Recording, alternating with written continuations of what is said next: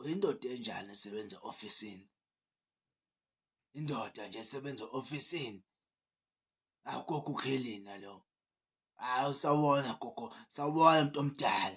Ugogo uKhelina lo, u-anti uJumama, indoda esebenza ofisini. Kushoda i-manpower, kufuneka i-manpower emasayithini, emaplantini. Kumele kube okukodwa ukuthi mhlambe umphathi thizeni or i-foreman or mhlawumbe u-supervisor or mhlawumbe i-director or C_E_O. Kumele kube okukodwa kulezo zinto kukhulunywa ukuthi umphathi khona uphethe khona, mhlawumbe i-project manager, hhayi nje.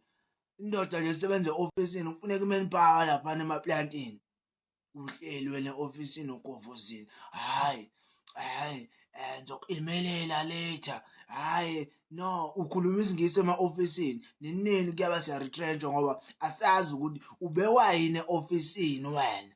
Yini ekubeka e-ofisini ngoba indoda kumele ngabe iyosebenza. Kufuneka i-manpower le, kushoda o-driver, kushoda ama-artisan. Wena ubhizi, ungazichazeli noma ngabe uthisha, ungachazi futhi yabona inesi impela-ke indoda epetula izinqa zamanye amadoda iy'jove.